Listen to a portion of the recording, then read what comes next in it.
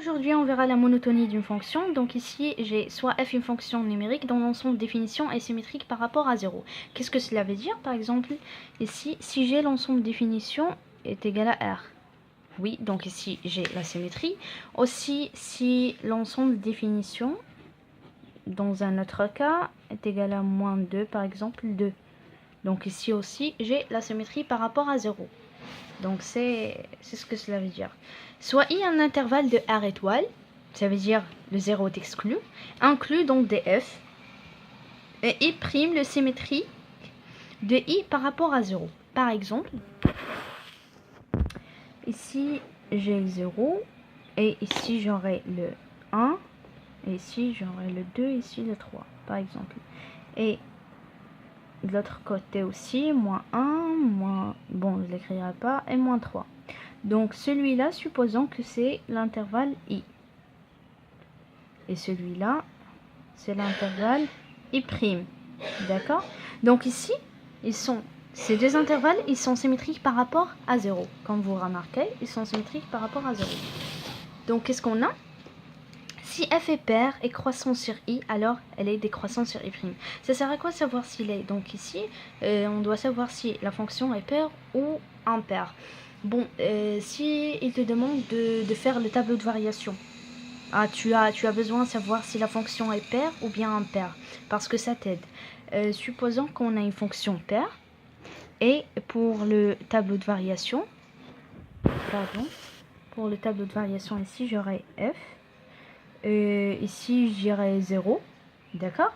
Donc si la fonction est, je prends moi l'intervalle moins l'infini 0 et 0 plus l'infini, d'accord? C'est deux intervalles. Si la fonction ici, dans ce cas, on prend que f est paire.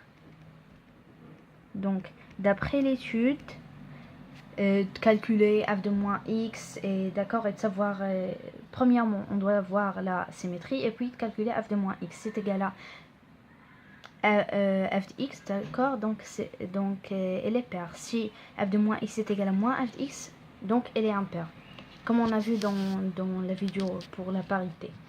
Alors on passe après l'étude et tout, après le calcul, on a ici que f est paire, d'accord, et croissante sur quel intervalle? Sur cet intervalle-là, croissante.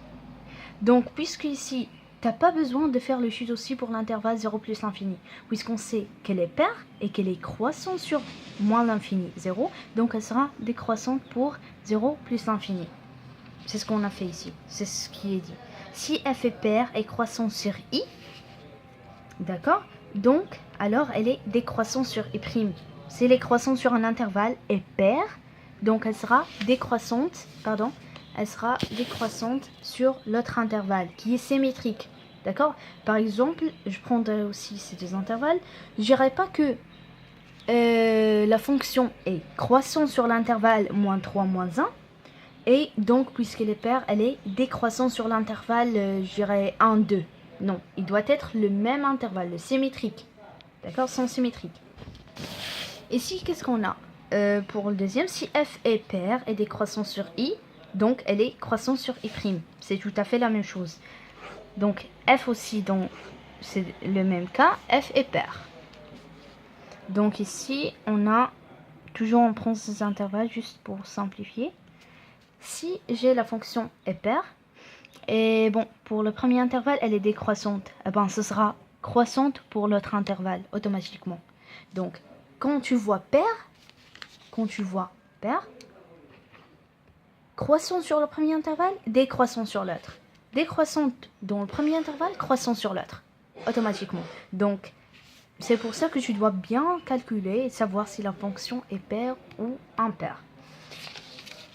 Alors, et ici si f est impaire, alors f a le même sens de variation sur i et i'. On a une fonction qui est impaire. Fonction f est impaire. D'après notre étude et de calculer, donc ici on a trouvé qu'on a la symétrie, quand on a trouvé f de moins x est égal à moins f de x.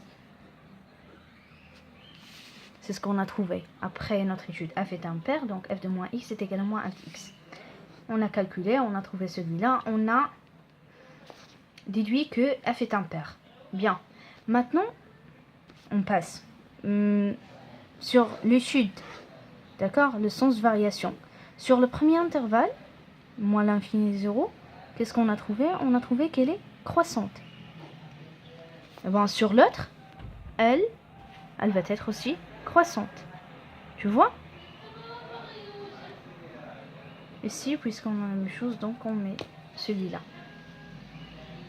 Et aussi le contraire, s'il est décroissant sur le premier intervalle, donc elle sera aussi décroissant sur l'autre. Donc pour un pair, il n'y a aucun problème. Si je trouve un pair, croissant sur le premier, croissant sur l'autre. Décroissante pour le premier, décroissante pour l'autre. Alors c'est tout pour aujourd'hui. Je ferai un exercice d'application pour bien comprendre ce qu'on a fait aujourd'hui. Et bonne chance!